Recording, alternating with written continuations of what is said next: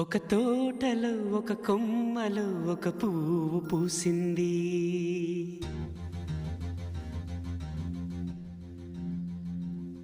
మహారాణిలా మహాలక్ష్మిలా ఆ పువ్వు నవ్వింది.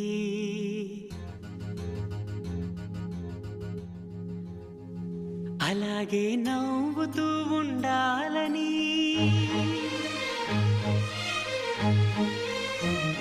అలాగే నవ్వుతూ ఉండాలని నింగి నేల వాగు వంక చెట్టు చేమ గువగూడు ఆశీర్వదించాయి.